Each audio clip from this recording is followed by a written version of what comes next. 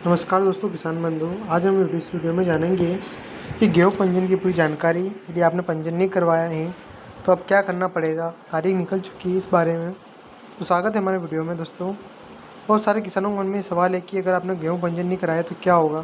जिन किसानों ने पंजीयन करा लिया है उनको क्या फ़ायदा मिलने वाला है और पंजीयन की अंतिम तारीख बढ़ सकती है या नहीं, इन सवालों पर हम इस वीडियो में चर्चा करेंगे दोस्तों।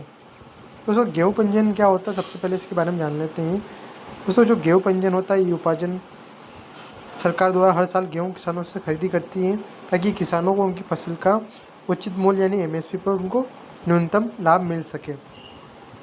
लेकिन सरकार खरीदी गेहूँ बेचने और किसानों से पहले क्या करना होता है, उनको रजिस्ट्रेशन कराना होता है। यानी आपको सरकार को गेहूँ बेचने के लिए सबसे पहले रजिस्ट्रेशन कराना होता है। पंजीयन के दौरान किसान की जानकारी दर्ज करनी होती है, जिसमें किसान का नाम, आधार कार्ड, ज़मीन की जानकारी, फसल की जानकारी, बैंक इस आधार और इसी आधार पर सरकार तय करती है कि गेहूँ कितना खरीदा जाएगा। यानी आपकी जो ज़मीन की है आधारी और फसल बोई रखी है उसके आधार पर करती है। यदि आपने 1 बीघा है उसमें से आधे बीघा का आपने गेहूँ बो रखा है तो उसके आधार पर आपको करती है। दोस्तों, बात की जाए इसमें 1 बीघा पर कितना आपका गेहूँ तुलेगा तो 7 क्विंटल आपका इसमें गेहूँ तुलेगा। वही बात की जाए 1 हेक्टेयर पर तो इसमें आपका 35 क्विंटल गेहूँ तुलने वाला रहेगा। दोस्तों, 1 हेक्टेयर पर तो 35 क्विंटल तुलेगा और 1 बीघे पर 7 क्विंटल आपका गेहूँ तुलेगा।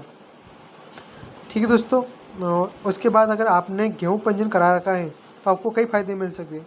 एमएसपी रेट पर आपको बेचने का मौका मिलेगा। जो एमएसपी रेट 2625 रुपये डिसाइड की गई है दोस्तों गेहूँ की, उसके लिए आपको एमएसपी पे 26 में। इसका सबसे बड़ा फ़ायदा है आपको सरकारी रेट एमएसपी बेच सकते हैं।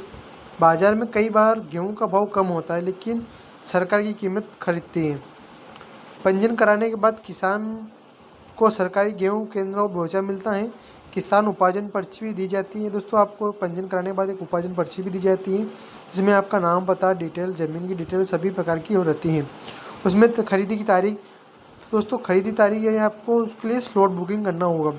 अभी उपार्जन गेहूँ लेना चालू नहीं हुई, जैसे ही 15 मार्च के बाद खरीदी चालू होती तो मैं एक वीडियो बनाकर उसमें बताऊँगा कि खरीदी का स्लॉट बुकिंग कैसे करें।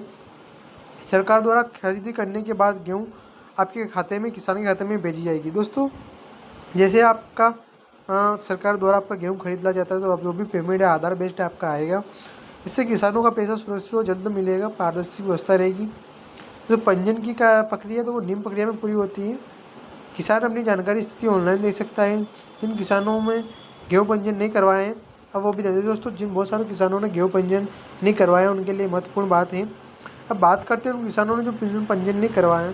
अगर किसी किसान ने पंजीयन नहीं करवाया है तो उसे कई सामना करना पड़ सकता है। दोस्तों, सरकार गेहूँ खरीदी नहीं क्योंकि उसका माल उनको बिकेगा नहीं, क्योंकि उन्होंने पंजीयन नहीं करवाया। जो उन्होंने पंजीयन करवाया उन्हीं का माल उसमें बिकेगा। सबसे बड़ी बात है, बिना पंजीयन की गेहूँ खरीदी आप नहीं बेच पाएगी और एमएसपी का आपको लाभ भी नहीं मिलेगा। दोस्तों, पंजीयन नहीं कराने वाले किसानों को एमएसपी का फ़ायदा नहीं मिलेगा और उन्हें अपनी फसल व्यापारी मंडियों को कम कीमत में बेचनी पड़ेगी। इसका सबसे बड़ा नुकसान आपको किसान भाइयों को भुगतना पड़ चुका है, क्योंकि आपको फसल को कम कीमत में बेचना पड़ेगा।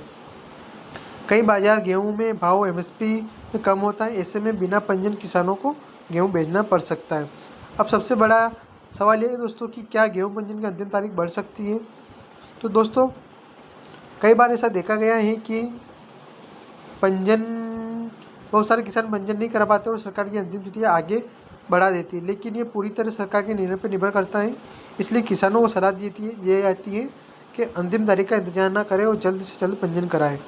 गेहूँ पंजीयन कैसे करवाना है दोस्तों, हर साल सीएससी और ऑनलाइन सरकारी समिति से पंजीयन होता है, जिसके लिए आपको आधार कार्ड, बैंक पासबुक, ज़मीन की जानकारी और मोबाइल की ज़रूरत पड़ती है।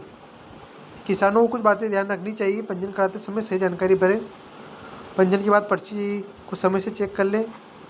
ठीक है दोस्तों, तो इस प्रकार से आप अपना पंजीयन वगैरह हमने इस डिटेल में जाना है और अधिक जानकारी लिए हमारी वीडियो पे बनी रही। हम इसमें स्लॉट बुकिंग, बिल वगैरह, गेहूँ कैसे तुलेगा, सबकी बात इसमें बताएंगे। कितनी आपका गेहूँ की क्वांटिटी में कितना मॉइस्चर होना चाहिए, कितना नहीं होना चाहिए, क्या उसकी क्वालिटी होनी चाहिए, इस वीडियो में हम वीडियो में बताते रहेंगे। तो वीडियो पसंद आई तो लाइक शेयर करें और अपने किसान भाइयों को भी शेयर करें और चैनल को सब्सक्राइब करो, बेल आइकन घंटी का नोटिफिकेशन बता दें ताकि आपको आने वाले हर वीडियो की नोटिफिकेशन मिलते रहेंगे। धन्यवाद दोस्तों।